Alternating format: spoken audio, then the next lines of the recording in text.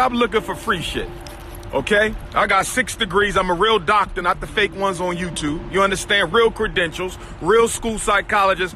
Stop looking for free. 10. A man who once stood on stage thundering about sacrifice, discipline, and liberation, suddenly stepping into the spotlight with a revelation nobody saw coming. The internet gasped, timelines lit up, and fans whispered the same question. What on earth is happening with Dr. Umar Johnson? For more than a decade, he built his image as the fearless general of Pan-African pride, demanding loyalty and donations for his dream project, the Frederick Douglass Marcus Garvey Academy.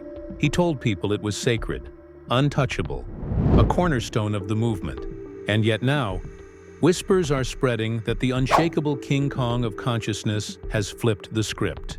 Rumors say he's launching an OnlyFans, charging a jaw-dropping $111 a month, while at the same time considering an offer to sell the very school he once swore would never leave his hands. Supporters are scrambling to defend him. Critics are calling it the smoking gun, and donors who gave their last dollar are left stunned, asking if the dream has finally cracked. Fans are shocked. Emotions are running high, and the family of believers he once united now finds itself divided. And this, folks, is where the drama begins. Interview 332-4. The story of Dr. Umar Johnson has always been surrounded by fire, controversy, and the kind of raw energy that could electrify any room. For years, he was known as the man with the booming voice, the unshakable confidence, and the unrelenting vision of creating a school that would reshape the future of young black boys. The Frederick Douglass Marcus Garvey Academy was supposed to be more than a building. It was supposed to be a revolution. He told people to put down their lattes, cancel their vacations, and send that money to the cause. Many did. People sacrificed meals, rent, and small luxuries because they believed they were investing in a legacy. Every rally, every speech, every Cash App shout-out was a promise that history was in the making. The stage lights, the chants of peace and black power, the aura of a man who refused to bow to any system. It all made sense to his supporters. They were convinced he was the general they needed. Interview 533-553, but this year something shifted. Out of nowhere, Dr. Umar shocked his audience with an announcement that threw everything into chaos. He revealed that he had started an OnlyFans account, not for adult content, he insisted, but for political lectures, black parenting advice, and empowerment strategies. The number he chose for the subscription, $111 a month, wasn't random. He claimed it was spiritual, symbolic, powerful. Yet for many, the math didn't make sense. How could the man who preached sacrifice suddenly ask his followers to pay triple-digit prices for content they believed should already be free? How could someone who thundered against chasing money now step into the very world he once mocked? The backlash was instant. Social media lit up with reactions ranging from disbelief to outrage. Memes poured in, mocking the idea of lectures hidden behind an OnlyFans paywall. What I'm going to talk about, the offer to purchase the Frederick Douglass Marcus Garvey Academy. We received an offer to sell. Paywall. One viral skit showed a comedian pretending to be Umar, yelling peace and black power while trying to figure out how to set up a ring light for his first post. TikTok users stitched clips of his fiery speeches with screenshots of his new subscription tier. Twitter was flooded with comments calling him desperate, out of touch, and exploiting his most loyal fans. Yet there were defenders too. Loyal supporters jumped to his side, arguing that the OnlyFans move was just another tool in his arsenal. They claimed it was genius marketing, that he was simply adapting to the modern era, and that critics were twisting the narrative to bring him down. "Y'all mad because he's creative," one supporter tweeted. "He's not doing hanky-panky, he's educating the people." Another insisted the steep price wasn't exploitation, but a filter to keep out trolls, ensuring only serious supporters would join. But then, in the middle of this storm, he dropped another revelation. He admitted there had been an offer to purchase the FDMG Academy itself, the very property he once called sacred, untouchable. The cornerstone of his entire movement was now being considered for sale. The room went silent when those words were replayed. Donors who had poured their hearts and wallets into the project felt the ground shift beneath them.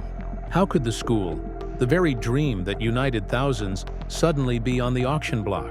The explanation he gave was simple but brutal. Money was not coming easy. Donations had slowed to a crawl. Bills were piling up. Taxes, utilities, renovations, all standing in the way of progress. He admitted that selling the property could put him in a comfortable position, but he stressed that he didn't want to do it. Still, the fact that he even entertained the idea was enough. Brothers and sisters, yes, I started an OnlyFans page. What is it? OnlyFans / Dr. Umar Tunde. I haven't added any content yet to the OnlyFans page. I need to play with it, learn how to work it. It will be all political content, educational content. I think I'm going to load up heavily. Enough to spark a wave of anger and betrayal. Fans who once defended him with fire in their eyes now took to Instagram Live with tears in theirs. One woman held up receipts from as far back as 2015. She explained how she skipped meals to send in donations because she believed in the school. Her son, she said, was now grown, and still there was no classroom, no teachers, no future built on the foundation she helped pay for. Her pain spread across timelines, her voice shaking as she asked if the entire dream had been a lie. The contradiction was too heavy to ignore. On one hand, Umar spoke about loyalty, sacrifice, and faith. On the other, he entertained the idea of cashing out for comfort. Supporters asked, "How could a man who told us to give up vacations and coffee money now think about selling the very project we built together?" Critics didn't hold back. They called it the smoking gun, proof that there was never a real plan, only an endless cycle of speeches and fundraising. Still, Umar didn't back down. In fact, he doubled down. He turned the controversy into a loyalty test, asking his followers point-blank how long it would take them to raise $1 million if they wanted to keep the school in Delaware. He put the responsibility back on the donors, framing it as a choice: either keep sacrificing or accept that the school might move somewhere else. Cities like Detroit, Chicago, Baltimore, Houston, even Africa were suddenly on the table. It was as if the years of promises tied to Delaware could be rewritten overnight. The idea split his base even further. Supporters in Delaware felt betrayed, abandoned, left behind after years of believing they were building something historic in their own backyard. Critics called it another example of his slippery tactics, moving the goalposts whenever pressure mounted. But others clapped, saying maybe relocation was smart, that maybe another city could deliver where Delaware had failed. The debate grew louder, fiercer, and more personal. Meanwhile, whispers started circulating that local authorities might intervene. Rumors of unpaid taxes and overdue bills spread like wildfire. Photos of the FDMG property began surfacing online, showing boarded windows, chipped paint, and weeds breaking through the pavement. For years, the building had been presented as a fortress of Pan-African pride. But in those images, it looked like a relic, abandoned and decaying. The reaction was brutal. Critics edited clips of Umar's fiery speeches alongside those images, mocking the gap between promise and reality. One viral tweet said it all. 10 years, millions in donations, and this man gives you boarded windows and an OnlyFans subscription instead of a school bell. The ridicule was relentless, and the deeper the mockery cut, the louder Umar roared in response. He went live, thundering into the camera with his trademark chants. "Family, we will not let the enemy take FDMG from us. If you don't want me to sell, then you better send those donations." His tone was defiant, fiery, but underneath it some noticed a hint of desperation. His voice, once celebrated as unstoppable, now sounded cornered. In the middle of this chaos, he introduced yet another twist. He announced that he was searching for a female stage partner. Not a wife, he clarified, but a revolutionary twin who could match his energy, stand beside him at lectures, and share the weight of the movement. His conditions were strict. She had to be a die-hard Pan-African nationalist, cut off from critics and haters, and completely loyal to the cause. To some, it sounded like a distraction. To others, it was pure ego. Critics mocked him, calling it a talent show wrapped in revolutionary cosplay. Memes flooded the internet, showing fake casting flyers with slogans like, "Now hiring Dr. Umar's female twin, school not included." Yet as wild as it sounded, some women actually submitted videos, passionately reciting slogans and speeches in hopes of being chosen. The spectacle only fueled the circus atmosphere surrounding him. As the dust settled, one thing became clear. The image of Dr. Umar as an untouchable leader had cracked. The contradictions were too loud, the doubts too heavy, and the promises too long unfulfilled. The OnlyFans launch, the whispers of selling FDMG, the search for a stage partner, all of it painted a picture of a man struggling to hold on to a dream that was slipping through his fingers. And while his critics laughed and his supporters defended, one question echoed louder than all the noise. Was this the beginning of the end for Dr. Umar Johnson, or just another one of his infamous reinventions? The answer hung heavy in the air, waiting for the next twist to reveal itself. The fallout from Dr. Umar's shocking revelations didn't fade quietly into the night. Instead, it exploded into a storm that refused to calm down. Social media stayed ablaze. Podcasts dissected every word, and news blogs spun headline after headline. The man who once stood tall as the King Kong of consciousness was now the center of a cultural spectacle. For many, it was no longer about the Frederick Douglass Marcus Garvey Academy or even the OnlyFans launch. It had become a test of loyalty, a battle of narratives, and a fight over whether a movement built on charisma could survive when the cracks began to show. Across Instagram Lives and Twitter Spaces, former donors started telling their stories. One man from Detroit revealed he had been donating faithfully since 2014, sending small amounts every month because he believed he was contributing to something historic. His voice shook with anger as he admitted he now felt duped. "I believed in him," he said. "I really thought this was going to change our communities. Now it feels like we've just been paying for speeches." His words struck deep, not just because of the pain, but because so many others echoed the same sentiment. On the other side, die-hard supporters doubled down. One woman from Baltimore argued that the outrage was misplaced, saying, "Haters just don't want to see us win. Dr. Umar is being sabotaged at every turn. The system doesn't want this school open, and that's why people are attacking him." Her comments gained traction in Pan-African groups online, sparking fierce debates between believers and skeptics. Every post, every comment section turned into a battlefield where faith clashed with doubt. The OnlyFans detail continued to fuel the fire. Critics called it a desperate cash grab, mocking the $111 price tag as an insult to the very people he claimed to uplift. Memes compared his subscription fee to Netflix, Hulu, Disney Plus, and HBO Max combined, ridiculing the idea of paying luxury prices for lectures that many expected to be free on YouTube. One viral video showed a comedian acting as a supporter, pretending to scrape together coins for an OnlyFans subscription while sitting in front of an empty classroom with a broken chalkboard. And yet, as absurd as it all seemed, the drama only made Dr. Umar's name trend higher. Curiosity pulled in people who had never even heard of him before. Some stumbled onto the story through memes, others through podcasts or reaction videos. Suddenly, FDMG wasn't just a community issue, it was a global conversation. Then came the whispers of financial trouble. Local Delaware outlets began reporting that unpaid taxes and utility bills could push the FDMG property toward foreclosure or a forced auction. Photographs of the building began circulating widely. The boarded-up windows, the chipped paint, the weeds breaking through the pavement. It was a painful sight for those who once believed it was a sacred fortress of Pan-African independence. One viral caption said it all.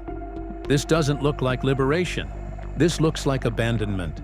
The backlash grew fiercer when critics resurfaced clips of Dr. Umar boasting about being the most requested scholar in the world, the King Kong of consciousness, the man who needed no help, paired against his recent pleas for donations and OnlyFans subscribers.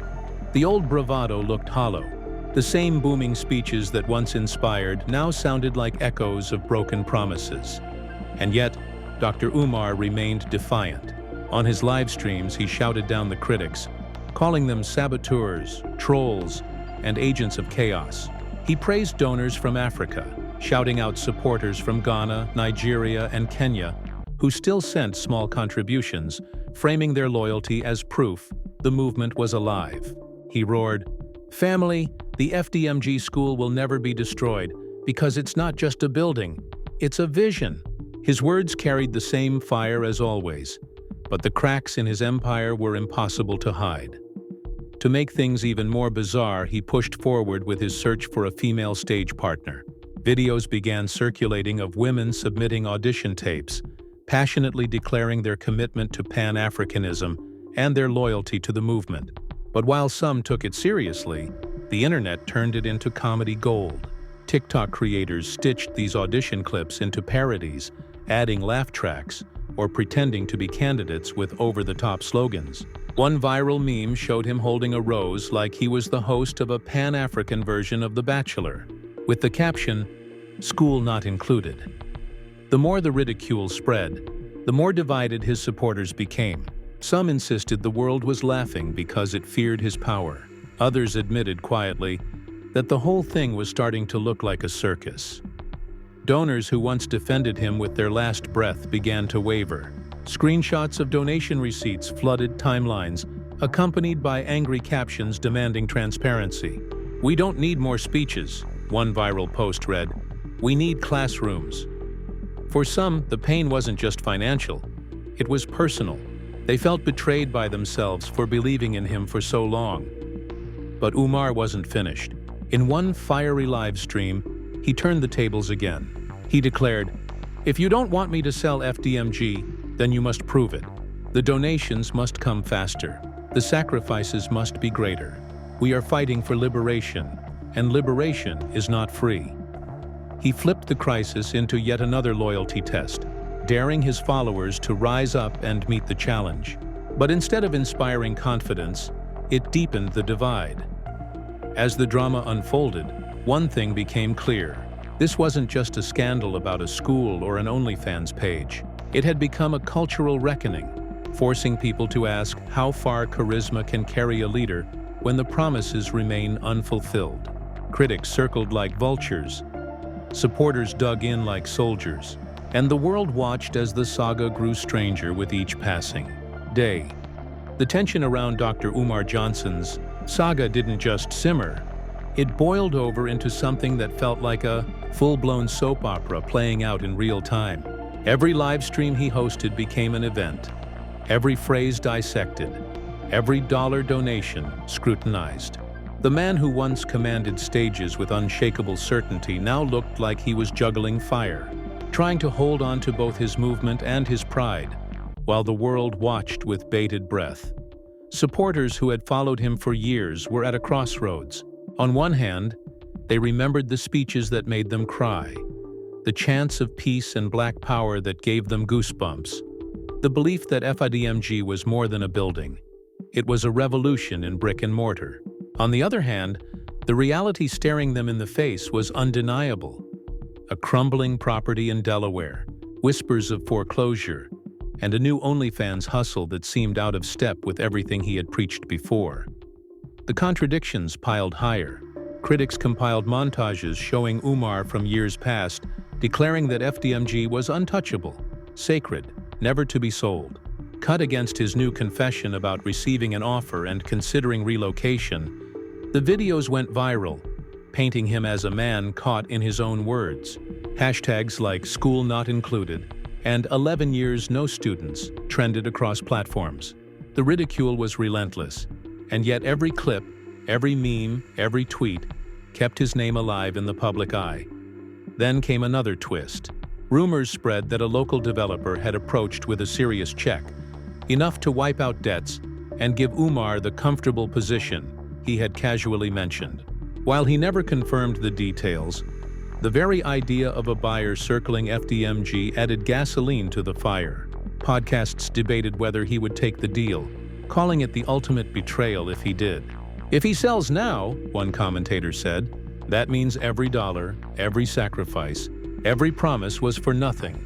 The personal stakes only grew heavier when former donors began confronting him directly. On one viral Instagram Live, a woman who had sent him $500 years ago appeared in the chat, demanding answers. "My son is grown now," she wrote. "Where's the school you promised us?" Her comment was screenshotted, shared thousands of times, and became a rallying cry for disillusioned supporters. Others joined in, posting pictures of old money orders, PayPal receipts, and handwritten checks they had mailed over the years. The internet was flooded with proof of faith, and now with proof of disappointment, Still, Umar refused to yield. His speeches grew even more dramatic, almost theatrical, as he turned criticism into fuel. "Family," he boomed. "Do not let the enemy trick you into doubt.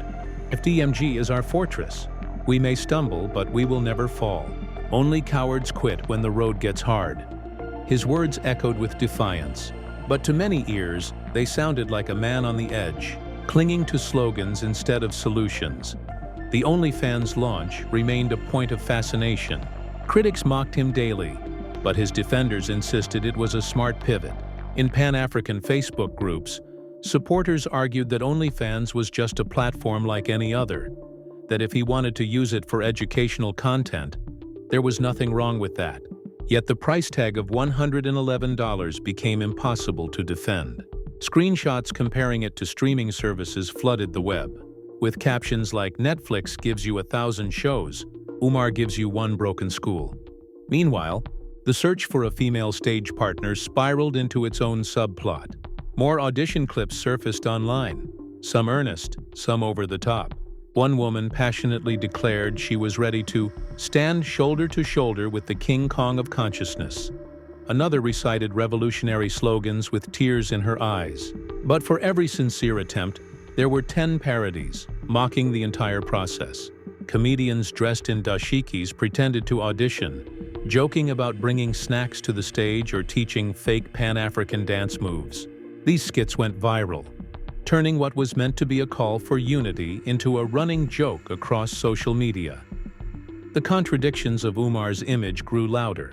Was he a revolutionary general making bold moves in desperate times? Or was he a hustler in a corner, scrambling to keep the spotlight? Fans couldn't agree, and that division became part of the story itself. Families argued at dinner tables, communities split down the middle. Some called him a visionary misunderstood by the mainstream. Others said he had crossed the line into pure performance. The most painful part of it all came from the visuals. Every time someone posted a fresh picture of the FDMG building, the truth cut deeper. Chipped paint, broken windows, weeds curling through the concrete. These images didn't match the fiery speeches about independence and liberation. They matched the critics' claims that FDMG was nothing more than a symbol of unfulfilled promises. Yet, despite it all, Umar's ability to stay at the center of conversation was undeniable. Love him or hate him, you couldn't look away. The contradictions, the scandals, the memes, they only made him trend higher.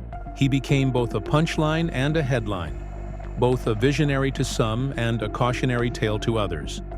And as the weeks dragged on, the pressure didn't ease. If anything, it grew heavier. Supporters demanded progress updates. Critics dug deeper into his past statements, and journalists began poking around for answers. The once untouchable aura around Dr. Umar Johnson had cracked wide open, and through that crack poured a flood of questions. Could he still deliver the dream he had promised? Or was the entire movement collapsing into a circus of contradictions? The world waited, divided, curious, and ready for whatever twist came next. The drama around Dr. Umar Johnson's empire reached a fever pitch. Every day brought new clips, new rumors, new confrontations that made it feel less like a movement and more like a reality show unfolding in real time. What began as a dream of building a school had spiraled into a spectacle with plot twists that even his most loyal followers couldn't have predicted. The offer to sell FDMG hung like a storm cloud over everything. Some whispered that the deal was real. Others argued it was just a scare tactic to push donors into sending more money. Whichever it was, the phrase he used, that selling could put him in a comfortable position, cut deep. Comfort was never what he preached. For years, he told his people to sacrifice. to give up luxuries, to pour every spare dollar into the school. Hearing him speak about comfort made those same sacrifices feel cheapened, even mocked. As backlash intensified, local reporters began sniffing around. Photographs of the FDMG property continued to circulate online, and they painted a picture that no fiery speech could cover up. The boarded windows, the cracked sidewalks, the weeds crawling over the pavement. Every image became a meme, a symbol of what critics called a decade of empty promises. One headline captured the sentiment bluntly. 10 years, millions raised, and still no classrooms. On YouTube, commentators tore into him, each one trying to outdo the other with exposés and breakdowns. Titles like Umar's $1 Million Mirage and The School That Never Opened racked up views in the hundreds of thousands. Podcasters debated whether the OnlyFans launch was genius reinvention or pure desperation. One viral segment replayed his declaration, "Yes, I started an OnlyFans page," over ominous music, cutting to shots of the crumbling school. It was ruthless, but it stuck. And yet, through it all, Umar's diehard supporters remained. They sent small donations through Cash App. They defended him in comment sections, and they insisted the criticism was proof that the system feared him. "The enemy is trying to destroy our leader," one loyalist wrote. "That's why the media is piling on." To them, every attack wasn't a red flag, it was validation. But inside the movement, cracks were undeniable. Donors who had once defended him began to openly question where their money had gone. Some admitted they felt ashamed, not just because they had given, but because they had convinced friends and family to donate too.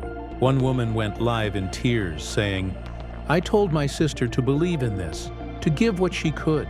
Now she won't even talk to me because she thinks I tricked her." Stories like hers turned the controversy into something more personal than ever before. As if the situation wasn't chaotic enough, Umar leaned into his search for a female stage partner. He spoke about needing someone who could be his revolutionary twin, his mirror on stage, a partner who could match his fire. The internet erupted with jokes. One viral edit showed him standing at the front of a classroom that didn't exist, holding a microphone while auditioning candidates filed in. The caption read, "Now casting, Pan-African twin, school pending." The ridicule didn't stop him. Instead, he ramped up his rhetoric, roaring in live streams that FDMG was still alive, that enemies were conspiring to take it down, and that only loyal supporters could save it. But the more he shouted, the more the divide widened. Half his base still swore he was a visionary under siege. The other half whispered that he had turned into the very thing he once warned against, a hustler in a dashiki, selling dreams instead of delivering them. Then came the whispers about Delaware authorities. Reports spread that unpaid taxes and overdue utility bills could trigger a state auction of the property. Suddenly, the fate of FDMG wasn't in Umar's hands anymore. It was in the hands of officials who saw only debt, not dreams. That revelation hit like thunder. The man who once boasted of being untouchable now looked dangerously close to losing everything. In one of his most dramatic live streams yet, he addressed the possibility head-on. "Family, if you don't want me to sell FDMG, then prove it. Get on your Cash Apps, your PayPals, your money orders. We are at war, and wars are not won with words. They are won with sacrifice." His voice shook the speakers, but this time the reaction was muted. The same slogans that once inspired now sounded tired, repeated, and worn thin. Outside his circle, the ridicule reached new heights. TikTok comedians acted out skits of him recording OnlyFans content with ring lights while chanting peace and black power. Twitter users joked that his subscription fee was more expensive than a college tuition payment. Even mainstream outlets, which had ignored him for years, picked up the story, framing him as a symbol of contradiction.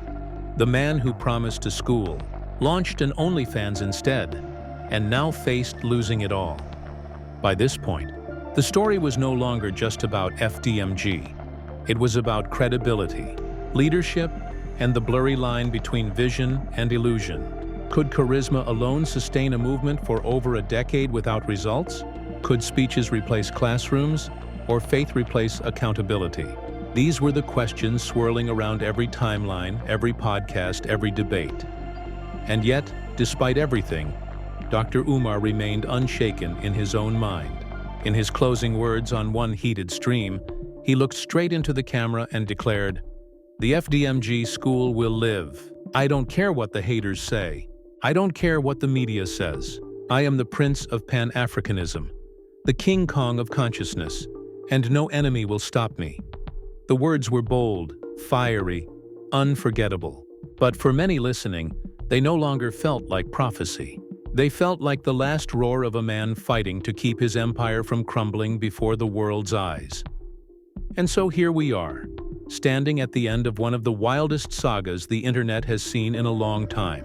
Dr. Umar Johnson, the man who once called himself the King Kong of consciousness, has left his supporters divided, his critics louder than ever, and the public caught between disbelief and fascination.